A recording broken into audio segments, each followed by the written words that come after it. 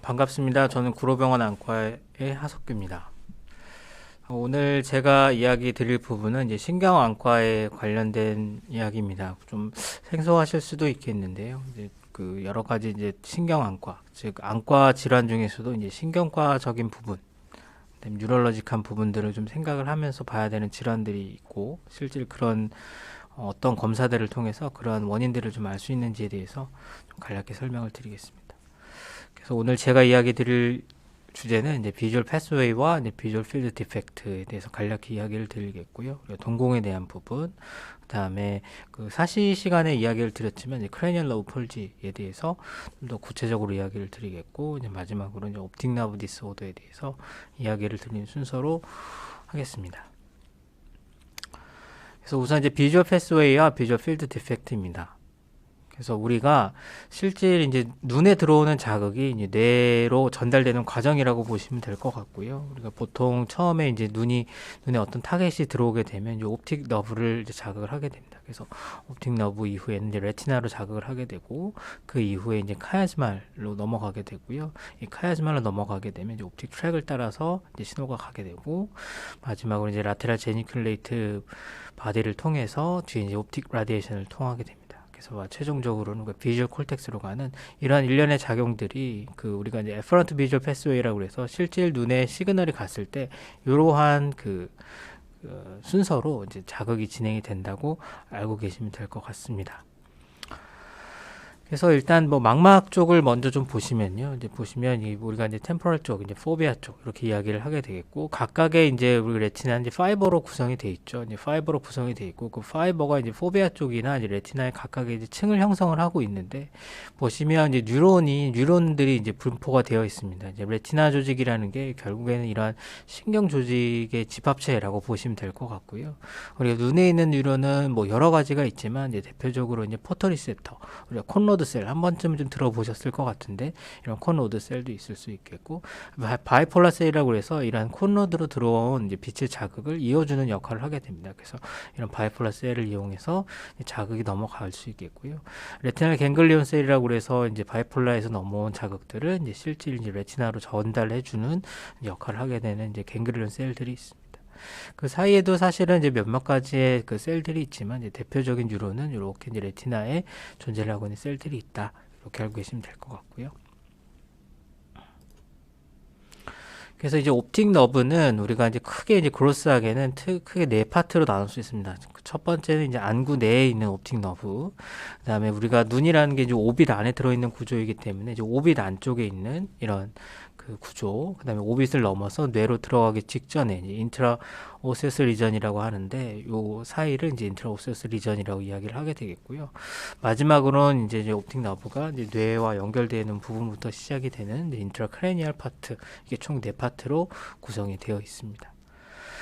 그래서 옵틱 카이아즘은 뭐 한 번쯤 들어보셨을 수도 있는데, 우리가 이제 뇌하수체가 존재하고 있는 부분 밑쪽으로 있는 이제 그 시신경 다발이죠. 그래서 이제 옵틱 카이아즘은 양쪽에서 온 게 신경 다발들이 이제 교차되는 부분이라고 보시면 되겠고, 약 한 에피다이미터는 한 8mm 정도, 그래서 와이드는 한 12에서 18mm 정도, 한 1cm 정도 되는 이제 기관이라고 보시면 될 것 같습니다. 이후에는 이제 옵틱 카이아즘에서 이제 옵틱 트랙으로 넘어가게 되고, 대개 한 30cm 정도의 길이를 갖고 있고요. 보시는 것처럼 옵틱 카이아즘 뒤쪽으로 가게 되는 이제 라테랄 제니큘레 바디 쪽으로 넘어가는 트랙이기 때문에, 보시면 해부학적으로도 굉장히 그 뇌 깊숙이 위치를 하게 되어 있습니다. 그래서 뭐 트라우마나 이제 뇌 병변이 생겼을 때 사실 영향을 받는 것은 굉장히 좀 드물고요. 우리가 이쪽에 이제 문제가 생기게 되면 이제 말씀드리겠지만, 이제 인컨그러스 허머지너스 헤미아놉시아, 그러니까 비주얼 필드 디펙트가 나타날 수 있겠습니다. 그 다음은 이제 마지막으로 시냅스를 하는 부분이고, 굉장히 작은 부분이고요. 라테랄 제니큘레이트 바디, 뉴클레어스라고 하는 부분으로 한번 꺾여서 다시 이제 비주얼 콜텍스까지 가게 됩니다. 그래서 우리가 라테랄 제니큘레이트 바디는 이제 보시면 앞서 말씀드린 옵틱 트랙과 마찬가지로 깊숙한 부분에 위치를 하기 때문에 어떤 리전이 생기는 부분은 아니지만, 이 바스큘라리제이션이 굉장히 좋기 때문에 이러한 원인 때문에 그 LGV에 문제가 생기는 경우도 볼 수가 있습니다. 그래서 최종적으로 이제 LGB에서 넘어온 파이버들은 이제 부채 모양으로 여러 가지 가닥으로 이제 파이버가 퍼지면서 이제 뒤쪽에 있는 이제 콜텍스까지 넘어가게 되는데요. 이쪽 부분을 옵틱 라디에이션이라고 이야기를 하게 됩니다. 그래서 이 사이에는 우리가 이제 템포럴 로브와 파리에탈 로브가 있기 때문에 이제 어떤 위치냐에 따라서 우리가 시야 패턴만 보고도 이제 브레인 리전의 위치를 어느 정도는 예측을 할 수 있습니다. 그래서 예를 들면 이제 파인드 스카이라고 해서 우리가 이제 시야를 검사를 했을 때 위쪽 상단에 이제 호모지니어스하게 이제 이런 쿼드라노스 시야가 어퍼 쪽으로 관찰이 되면 템포럴 리전일 수 있겠다. 옵틱 그 레디에이션에 반대로 이제 인피리어 쿼드라노스 시야가 관찰이 되면 이런 쪽은 이제 반대쪽 이제 파리에탈 리전이 관찰이 될 수 있겠다. 이런 식으로 이제 예측을 해볼 수 있는 파라미터가 이제 비주얼 필드 디펙트가 될 수 있겠습니다. 마지막으로 이러한 이제 옵틱 너브부터 시작된 여러 가지 파이버와 있던 인포메이션이 최종적으로 도달하는 부분이 우리가 이제 비주얼 콜텍스입니다. 그래서 우리가 V1 에어리어라고 하고요. 브로드만 에어리어 17번으로 이제 명명을 하게 됩니다. 그래서 보시면 이제 뒤쪽에 이러한 식으로 이제 호리존탈 칼칼라인 피셔라고 그래서 이렇게 보면 이렇게 이제 선이 보이시죠? 이 위 아래로 있는 이 부분이 이제 V1 리전이 될 수 있겠죠. 그래서 이 V1 리전은 각각 이제 해부학적으로 이게 이제 매핑이라고 하는 건데요. 실제 우리가 기능적으로 이제 시야를 봤을 때 어느 쪽 시야가 이제 V1 리전에 어느 쪽을 담당을 하고 있다를 이제 모식도라고 보시면 될 것 같습니다. 그래서 우리가 이제 요 포비아서부터 페리페리를 지배하고 있는 신경들이 모여 있는 쪽이 이제 V1 콜텍스 에어리어고요. 실제 이쪽에서 담당하고 있는 시야가 이런 식으로 이제 보일 수 있다는 거를 우리가 이제 매핑을 통해서 확인을 해볼 수가 있습니다. 그래서 V1에 어떠한 쪽에 이제 리전이 있느냐에 따라서 우리가 시야 이상이라든가 이제 시력 이상이라든가 이런 것들을 어느 정도 예측이 가능할 수 있겠습니다. 혈관 공급은 이제 이 V1 에어리어 같은 경우에는 굉장히 이제 콜레테럴 베슬이 많습니다. 그래서 이제 워터쉐드 존이라고 그래서 여러 가지 이제 베슬의 영향을 받고 있고요. 그래서 요 대부분 이제 브랜치는 이제 포스테리어와 미들 세레브럴 아터리에서 나온 혈관들이 이제 V1 에어리어를 이제 담당하게 되겠습니다. 16세 여자 환자가 이제 3주 전부터 시야 양쪽이 뿌옇게 보여서 내원했고요. 양쪽 시력은 괜찮고 이제 피필도 뭐 크게 문제 없습니다. 시야 검사를 했더니 양쪽에 이제 귀 쪽 바이템포럴 헤미아놉시아 전형적이죠. 이런 경우에는 이제 브레인 이미징을 해야 됩니다. 참고로 이제 비주얼 필드 디펙트가 이제 이런 식으로 호라이존탈하게 나오는 디펙트가 있고 이렇게 버티컬 메리디안을 리스펙트하는 이제 이런 시야 이상을 보일 수가 있는데요. 이렇게 버티컬 메리디안 리스펙트하는 시야 이상은 기본적으로 뉴럴로지컬 디지즈를 의심을 해봐야 됩니다. 그래서 이런 경우는 꼭 브레인 이미징을 해봐야 되고 했더니 이제 마크로 아데노마로 진단된 케이스입니다. 그래서 보시면 이제 카이아즈말 리전이 있게 되면 이 크로스하게 된 리전이고 각각 이제 담당하는 시야가 양쪽 귀쪽이기 때문에 바이템포럴 헤미아놉시아가 특징적으로 나타날 수 있겠습니다. 36세 남자 환자가 이제 뭐 두통과 우한 시력 6개월 전부터 시작된 시력 저하로 내원하였습니다. 보시면 이제 카운터 핑거라고 그래서 거의 손가락이 몇 개인 정도만 알 수 있는 정도죠. 그래서 오른쪽 시력 저하가 관찰이 되고요. 시우발 저지 검사상에서는 거의 리스판스가 없습니다. 그래서 검사를 했더니 오른쪽 시야는 오른쪽은 전시야 장이고요. 왼쪽은 템포럴 쪽에 헤미아놉시아 관찰이 됩니다. 마찬가지로 브레인 MRI를 시행을 했고 이제 크레니오파링지오마로 진단이 된 케이스입니다. 이제 크레니오파링지오마는 이제 피츄이터리 리전 중에 가장 흔한 튜머입니다. 그래서 대개의 경우에 한 100만 명 중에 1.3명 정도가 생기는 굉장히 레어한 컨디션이지만 이런 식으로 시각 증상부터 유발되는 경우가 있기 때문에 이런 경우에는 시야 검사나 이제 다른 안과적인 검사들을 좀 적극적으로 시행을 해야 되겠어 이런 병들을 좀 감별을 해야겠죠. 그래서 마찬가지로 카이아즈말 리전인데 이 카이아즈말 리전 중에서도 이제 어느 부분에 이제 안테리어냐 포스테리어냐 수페리어냐 인피리어냐에 따라서 시야 패턴은 여러 가지 패턴을 나올 수 있겠지만 기본적으로 템포럴 아놉시아가 생길 수 있겠다. 그렇게 알고 계시면 될 것 같습니다. 3개월 전부터 시작된 복시로 내원한 34세 남자입니다. 그래서 두통도 좀 있으셨고요. 시력은 괜찮고 약간의 이제 눈 모임이 보입니다. 눈 몰림이 좀 보이고요. 검사를 했더니 이제 왼쪽 위쪽으로 이제 어퍼 쪽에 이제 쿼드라놉시아 관찰이 됩니다. 실제로 이제 브레인 MRI를 해보면 이제 파인드 스카이라고 아까 말씀드렸던 이런 형태의 이제 시야 장애를 보이게 되고 시행을 했던 MRI 상에서는 이제 라이트 쪽에 이제 템포럴 로브에 이제 이데마가 관찰이 됩니다. 그래서 이런 건 튜머로 진단된 케이스고요. 그래서 이제 37세 남자 환자고, 이제 이 사람들이 비주얼 디스컴포트로 내원 환자고, 이제 언더라잉하게 이분은 이제 뉴럴로지컬 문제가 좀 있죠. 그래서 뭐 EVD도 시행을 받았고, 크레니액토미도 받았고, 뭐 여러 가지 좀 문제가 있었던 분입니다. 시력은 괜찮고, 크게 나머지는 문제가 없었고요. 실질 검사를 해보면 레프트 인페리어 쿼드란트가 관찰이 됩니다. 그래서 하방주시 쪽에는 제가 아까 말씀드렸던 것처럼 이제 콜텍스 리전에 그 파리에토 오시피탈 리전에 이제 리전이 관찰되어 있는 것이 확인이 되었고요. 이러한 원인 때문에 아까 이야기했던 비주얼 디스컴포트가 생길 수 있다. 그래서 실질 뇌병변이 원래 있던 사람들도 이제 이러한 그 뇌병변 자체의 문제 때문에 다른 뉴럴로지컬 심텀이 없이 눈만 문제가 생겨서 오는 경우도 꽤나 많습니다. 그래서 우리가 신경안과에서는 이런 환자들을 조기에 이제 롤아웃을 하고 검사를 해서 추가 치료나 어떤 이제 퍼더 이벨리션을 할 수 있게끔 이렇게 리퍼를 해주는 것이 굉장히 중요할 수 있겠습니다. 두 번째 동공입니다. 그래서 동공은 우리가 눈 안으로 들어가는 빛의 양을 조절하는 기관이죠. 그래서 어떤 그 뒤에 있는 수정체의 구면 수차나 색 수차를 감소시키는 역할도 하게 됩니다. 우리가 일반적인 정상적인 퓨필의 사이즈는 약 2에서 4mm 정도가 될 수 있겠고요. 2mm보다 작은 그 퓨필 상태를 축동, 4mm보다 큰 그 동공 상태를 산동이라고 이야기를 하게 됩니다. 그래서 두 가지 머슬이 지배를 하게 되고, 이제 스핀터 머슬과 다일레이터 머슬, 그러니까 축동을 할 때 액션을 하는 머슬과 이제 산동을 할 때 그 작용을 하는 머슬이 이제 지배를 하게 되죠. 특징적으로 이제 우리가 퓨필은 이제 다른 기관이랑은 좀 눈에 있는 다른 기관이랑은 좀 다른 특징이 있는데, 이제 부교감 신경과 교감 신경의 지배를 동시에 받습니다. 그래서 우리가 이제 동공 괄약근, 축동을 유발시키는 이제 너브 패스웨이는 이제 부교감 신경, 그 중에서도 그 크레니얼 너브 3번의 지배를 받게 됩니다. 그래서 나중에 이제 그림으로 보여드리겠지만 에딩거 웨스트팔 뉴클레우스에 기시를 하게 되고, 오클로모터 너브를 따라오다가 이제 실리아리 갱글리온을 만나면서 따로 이제 퓨필 쪽으로 인서션을 하게 되고요. 이 실리아리 갱글리온에서 나온 너브들이 이러한 이제 그 슈퍼스텔 실리아리 너브를 통해서 이제 스핀터에 분포를 하게 됩니다. 그래서 축동을 유발시켜주는 그런 작용을 하게 되고요. 보시면 이렇게 에딩거 웨스트팔 뉴클레스에 작용한 요 신경들이요 쭉 나오게 되고, 이제 오클로모터 너브를 따라서 움직이게 됩니다. 이제 그러다가 실리아리 갱글리온에서 이제 시냅스를 한 번 더 하게 되고, 그런 것들이 스핀터로 들어가는 이러한 경로로 들어가는 것이 이제 퓨필의 라이트 리플렉스, 즉 이런 이제 너브가 축동이 되는 이런 신경의 패스웨이라고 보시면 됩니다.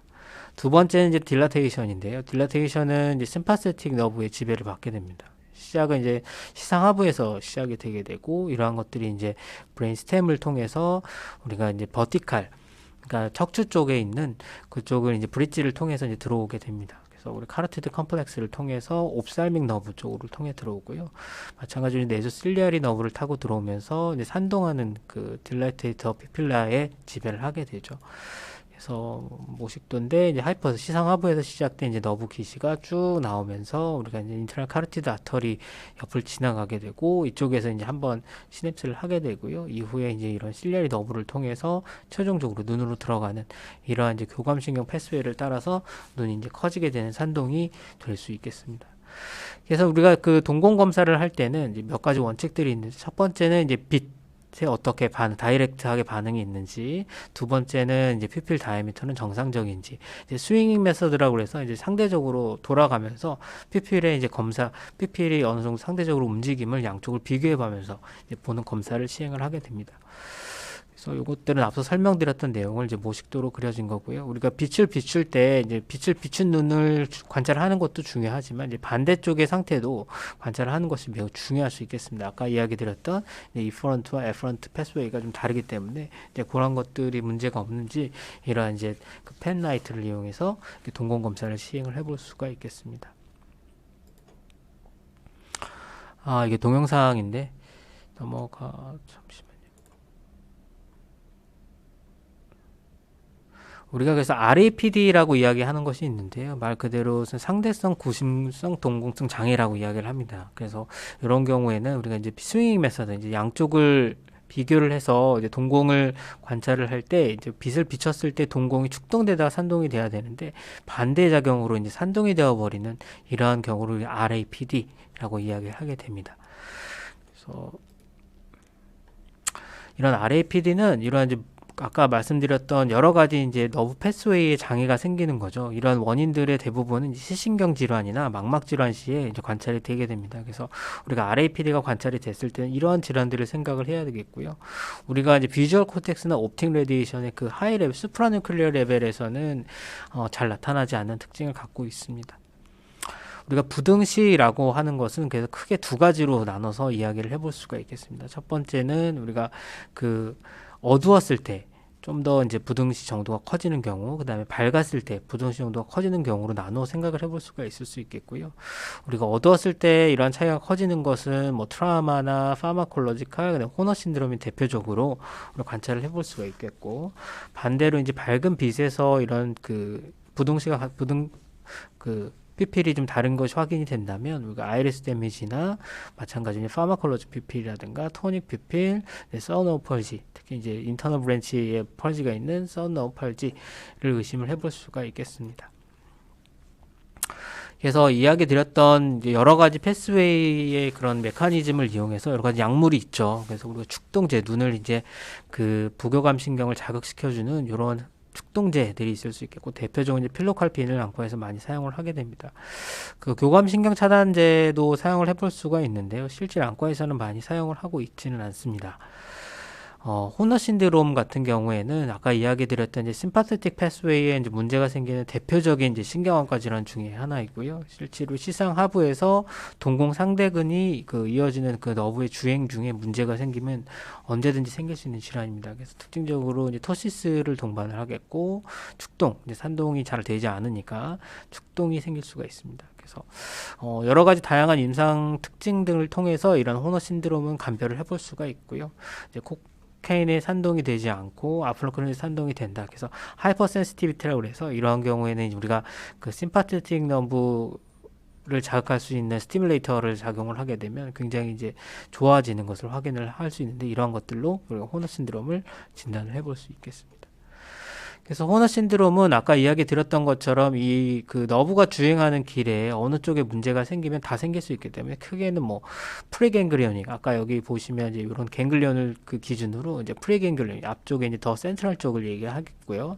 포스트 갱글 그 이후의 주행을 이야기를 하겠죠. 거기에 어디에 생기냐에 따라서 뭐 여러 가지 이제 구분을 해볼 수가 있겠고, 호너 신드롬이 보시면은 이제 우리가 체스트 쪽이나 인터널 카로티드 쪽을 이제 지나와서 생긴 지나는 너브들을 침범을 하는 거기 때문에 이와 관련된 여러 가지 이제 질환들, 시스테믹 질환들이 동반되어 있는 경우가 꽤나 많습니다. 그래서 우리가 이런 환자들 중에 PPL 이상으로 오는 환자들이 있는데, 이런 경우에 이제 호너로 진단되는 경우가 많이 있고요. 오히려 반대로 이제 호너로 의심이 돼서 이러한 시스테믹 디지즈가 역으로 진단되는 경우도 많이 있습니다. 그래서 그런 것들을 기억을 좀 해주시면 좋을 것 같습니다. 산동제는 이제 말 그대로 이제 우리가 부교감 신경을 차단하는 경우, 아까 이야기 드렸던 이제 그 처음에 이야기 드렸던 그 부교감 신경을 차단하는 경우가 생길 수 있겠고, 안티무스카르닉 이펙트가 있는 우리가 아트로핀이 이제 대표적인 이제 부교감 신경 차단제이죠. 사이클로펜톨레이트 같은 경우도 있고, 호마트로핀 같은 것도 같은 계열의 약물이라고 보시면 됩니다. 그리고 또 교감 신경 흥분제라고 해서 페닐레플린이 이제 대표적으로 안과에서 그 많이 쓰이고 있겠고요.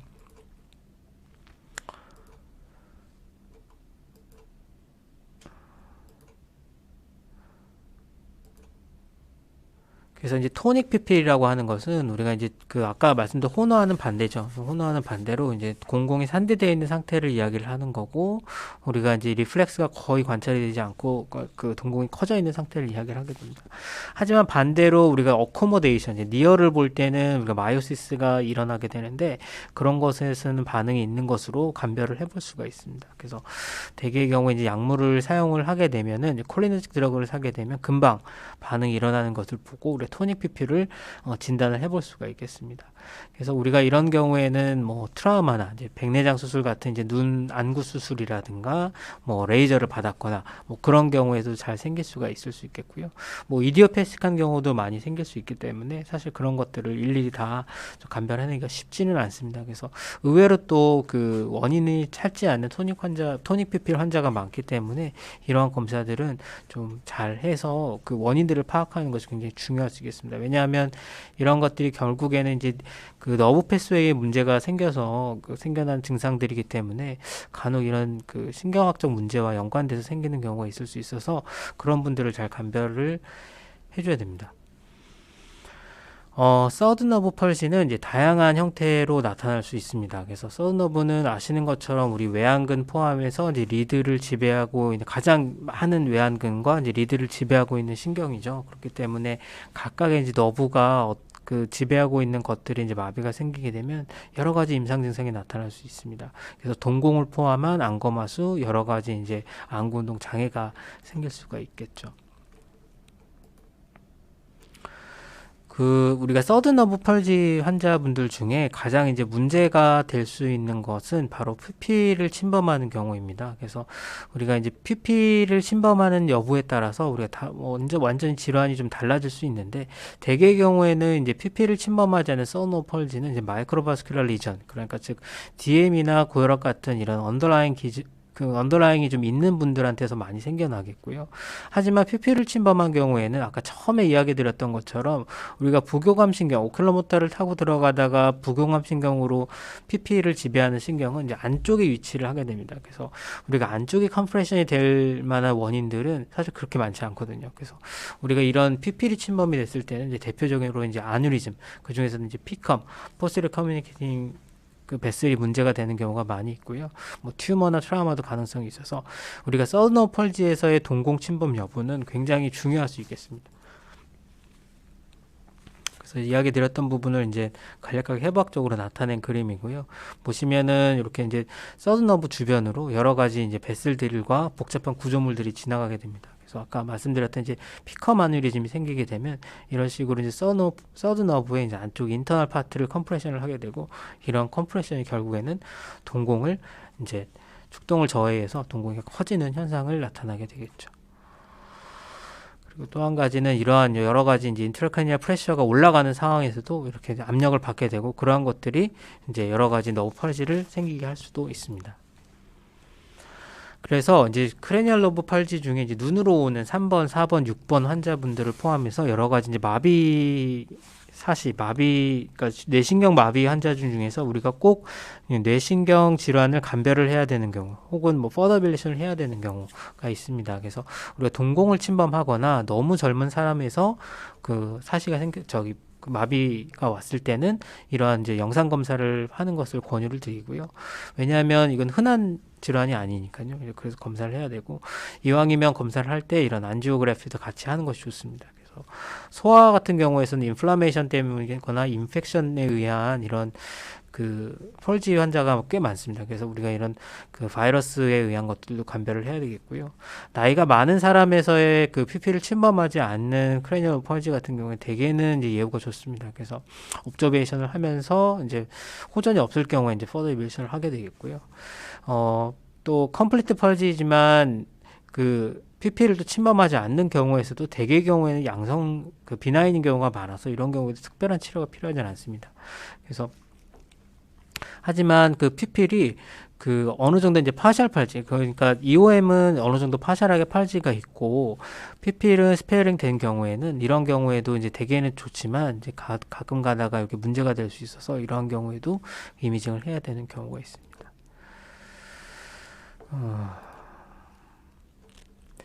그래서 이제 오클라모터 시스템은 이게 사시 시간에도 이제 보여드렸던 슬라이드인데요. 그래서 각각의 이제 머슬을 지배하고 있는 너브의 종류가 다음과 같습니다. 그래서 이런 것들을 좀 감별을 좀 해야 되는 거고요. 그리고 각각의 이제 머슬이 이제 나인 카디널 무브먼트 시에 어떠한 이제 근육들이 자극이 되는지에 대한 그림입니다. 이야기를 드렸고, 이 너브들이 이제 뇌로 들어가는 이제 주행 경로를 보여드리는 것이고요. 이 뇌 신경에 따라서 우리가 이제 인프라누클리어, 인터누클리어, 이제 수프라누클리어 이런 식으로 레벨을 나눠서 설명을 하기도 합니다. 그래서 서든너브는 앞서 설명드렸던 것처럼 다양한 증상이 나타날 수 있겠고요. 4번 신경 같은 경우에는 우리가 신경 자체가 이제 트로클리아 너브인데 굉장히 뒤쪽에서 바깥으로 이렇게 오는 이런 패스웨이를 갖추게 됩니다. 그래서 6번이랑 3번이랑은 좀 다른 그 경로를 갖게 되겠고요. 그래서 마비 시에는 우리가 상사근 마비, 그러니까 SO 펄지, 그러니까 superior oblique muscle 펄지를 보이게 되니까 대개는 이제 상사시를 관찰이 되게 되죠. 엑스터널로 이제 패스웨이가 이제 바깥쪽으로 그 신경이 돌기 때문에 주로 트라우마에 취약합니다. 그리고 뇌혈관 질환이나 뭐 여러 가지 그 질환 이후에 생길 수 있는 질환입니다. 외상이 생겼을 때 가장 흔하게 다칠 수 있는 뇌신경 마비 중에 하나가 4번 신경 마비입니다. 그래서 우리가 포스노 펄지가 생기면 이러한 문제가 생길 수가 있겠고요. 상사시 상전, 내전시 상전이 발생하고 그 헤드 틸트가 생길 수가 있습니다. 그래서 마찬가지로 보시면 이런 식으로 문제가 좀 될 수 있겠다. 아이오가 이렇게 오버액션이 되는 모습이 좀 보이죠. 그래서 대부분은 컨제니탈, 그리고 이후에 어콰이드 타입이 또 생길 수 있고요. 되게 이제 3개월 정도 지나서 또 낫지 않으면 보통 이제 브레인 이벨루션을 하게 됩니다. 50세 미만에서 생겼다면은 우리가 복시의 유무에 따라서 컨제니탈로 구분하는 경우도 있고요. 특별한 이유가 없다면 뉴로 이미징을 해보는 것을 추천드립니다. 식스너 펄지는 라테럴 렉투스의 머슬의 장애고요. 당연히 이제 우리 에비덕션에 관여를 하게 되니까 이제 뇌사시가 생길 수 있겠죠. 가장 흔한 어콰이드 타입의 크리니얼 로우 펄지입니다. 그래서 식스너 펄지는 이런 식으로 주행을 하게 되겠고요. 대개는 이제 연세가 많으신 분들한테서 많이 생기고 되게 좋아집니다. 예, 좋아지고 젊은 사람들 같은 경우에는 그 에이티피컬하기 때문에 이런 경우는 이미징을 꼭 필요할 수 있겠고 다양한 질환들과의 좀 감별이 필요할 수 있겠고요. 언더라잉하게도 문제가 있는 경우에는 좀 더 감별을 좀 적극적으로 해야 됩니다. 컨제니탈 식스너 펄지는 굉장히 드문 질환 중에 하나죠. 그래서 실제로 이제 어린아이의 섹스 펄지가 관찰이 되면은 이제 말리그넌트 튜머에 의한 가능성이기 때문에 이런 경우에도 꼭 검사를 해봐야 됩니다. 그 아까 이제 보여드렸던 슬라이드 중에 이제 요런 비슷한 슬라이드가 있는데 식스너 펄지 같은 경우에는 보시면 이제 피덩클에서 이렇게 나오면서 옆을 지나가기 때문에 우리가 ICP 인시럴 카네럴 프레셔가 올라가게 되면 가장 영향을 잘 받을 수 있는 너브가 식스너 펄지입니다. 그래서 우리가 이제 신경과에서 뇌압이 높은 환자들 중에 가끔 이제 눈이 이렇게 몰려서 오시는 분들이 있는데 그런 경우에는 이제 컴프레션 때문에 생긴 식스너 펄지다 이렇게 생각을 하시면 될 것 같고요. 다음은 이제 옵틱 디스크 스웰링인데 이제 옵틱 디스크 스웰링, 그러니까 시신경이 붓는 질환들은 여러 가지 이유가 생길 수가 있겠죠. 그래서 대표적인 질환들을 좀 가져와 봤습니다. 그래서 첫 번째 옵틱 뉴라이티스, 파피리데마, 이스케미 옵틱 뉴로패시, 그다음에 뭐 RVO도 있을 수 있겠고요. 여러 가지 이제 주로 뭐 뉴트리셔널 문제, 뭐 약물에 의한 것, 튜머나 인필트레이션 때문에 생기는 여러 가지 다양한 원인에 의해서 이제 시신경이 부종 관찰이 될 수가 있겠습니다. 13세 남자가 이제 3, 4일 전부터 갑자기 시력이 떨어져서 왔죠. 이제 그 보시면 오른쪽 시야 이제 왼쪽이 시력이 0.03으로 굉장히 저하가 돼 있고 앞서 말씀드린 RAPD가 관찰이 됩니다. 컬러 비전도 떨어져 있고요. 검사를 해보면 왼쪽 시야가 전시야 장애가 관찰이 됩니다. 펀더상에서 보시면 왼쪽에 이제 디스크 마진이 불분명한 이런 블러링 소견이 보이죠. 이게 이제 디스크 스웰링의 모습이고요. 검사를 해보면 이제 MRI를 찍었는데 그 왼쪽에 이제 옵틱 너브의 인핸스먼트가 관찰이 됩니다. 그래서 전형적인 이제 시신경염으로 진단해 볼 수가 있겠고, 되게 젊은 사람들한테 많고 한쪽에 생깁니다. 한쪽에 생기고 특징적인 시야 장애와 색각결선이 생기고요. RAPD 그리고 더 티피컬하게는 우리 안 운동 시 통증이 발생할 수 있는데 뭐 통증은 없는 경우도 있지만 대부분의 경우에는 이제 염증이니까 그냥 통증이 생길 수 있겠죠. 그래서 안저를 검사를 해도 그러니까 펀더스 포토그래프 상에서도 크게 문제가 없는 경우에서도 반 정도는 우리가 그 시신경염의 반에서는 크게 문제가 없이 관찰되는 경우가 있어서 베리에이션이 꽤 있습니다. 그래서 보시면 이런 식으로 이제 디스크 스웰링이 관찰이 되는 경우가 있을 수가 있겠고요. 그래서 치료는 초기에 이제 IV 펄스 트리트먼트를 하게 됩니다. 그래서 우리가 그 예전에 이제 ONTT라고 해서 이런 스터디를 했는데 스테로이드 펄스 세라피, 고용량 스테로이드 주사요법으로 치료를 하게 되고요. 되게 염증이기 때문에 예후는 좋습니다. 예후는 좋지만 이제 리커런트 타입이 생길 수가 있겠고, 가끔 이제 디마일레이션 디지즈 중에 이제 MS, 멀티플 스클레로시스나 NMO, 뉴로마일레스 옵티카와 연관돼 있는 이제 경우에는 이런 경우에는 굉장히 예후가 불량할 수 있겠죠. 그래서 우리가 옵틱 뉴라이티스 환자가 내원을 하게 되면 단순히 염증을 치료하는 것이 아니라 이런 이제 멀티플 스클레로시스, NMO 등을 감별을 해서 이런 탈수초 질환과는 관련성을 꼭 감별을 해주는 것이 굉장히 중요한 포인트입니다. 그래서 이런 MS 환자에서는 뭐 티피컬하게 이제 그 우리 콜텍스의 이런 그 화이티시한 리전들이 관찰이 되는 경우가 있을 수 있겠고요. 51세 여자 환자가 왼쪽에 통증을 동반한 시력 저하로 내원하셨고 특별한 히스토리는 없습니다. RAPD는 있고요. 왼쪽은 0.0으로 굉장히 시력이 떨어져 있고 색각 이상도 관찰이 됩니다. 검사를 해보면 안저상에서는 뭐 특별한 이상이 보이지는 않고요. 시야 검사상에서는 왼쪽 눈에 전시야 장애가 관찰이 됩니다. 검사를 해보면 왼쪽 눈에 이렇게 옵틱 너머가 인핸스먼트가 되는 소견을 확인을 해볼 수가 있고요. 이분도 역시 마찬가지로 시신경염으로 진단이 됐고 펄스를 했지만 한 일주일이 지났는데 시력은 오히려 더 떨어졌죠. 그래서 10개월이 지났는데 완전 실명 상태에 이렇습니다. 그래서 이후에는 이제 걷는 것도 힘들어지고 이후에 추가 검사를 했더니 이제 그 왼쪽엔 시신경에 이제 위축이 관찰이 되죠. 그리고 추가 검사를 해서 이제 버테브라 쪽에 이러한 그 척수염이 관찰이 됩니다. 그래서 앞서 설명드렸던 것처럼 이번 이제 NMO로 진단이 됐던 케이스고요. NMO는 굉장히 예후가 좋지 않습니다. 63세 여자 환자가 우한 시력 저하로 내원하였습니다. 뭐 예전에 이제 심근경색으로 스텐트 시술을 받으셨고요. 이제 하이퍼사이로이디즘이 있으십니다. 오른쪽에 RAPD 관찰되고 말단 시력 저하 관찰되고요. 시력 저하는 없네요. 검사를 해보면 오른쪽에 이제 시야 감소 소견이 관찰이 됩니다. 검사를 해보면 오른쪽에 약간 디스크 블러링이 관찰이 되고 스웰링이 관찰이 되죠. 2달 정도 지나서 다시 해보니까 스웰링은 빠졌는데 이제 그 디스크 쪽으로 이런 이제 아트로픽한 소견이 관찰이 됩니다.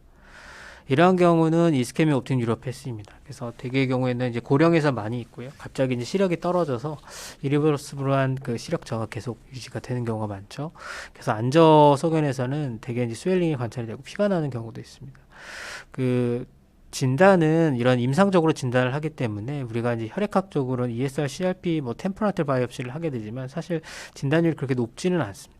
치료는 사실 이거 아직 컨트로버시가 좀 있지만 이제 스테로이드를 옵틱 뉴라이티스처럼 쓸 수는 있지만 이게 효과가 있다고 하는 사람들도 있고 그렇지 않다고 이야기를 하는 사람도 있어서 뭐 특별한 골드 스탠다드는 아직은 없습니다. 시력은 대부분 좋지 않습니다. 그래서 이러한 이스케미 옵틱 뉴로패시 같은 경우에는 이런 아까 말씀드렸던 것처럼 그 혈관에 이제 어떤 그 이스케믹한 리전이 생기게 되고 그런 것들 때문에 영구적인 시력 저하 내지는 이제 시력 예후가 굉장히 불량한 경과를 밟게 되죠.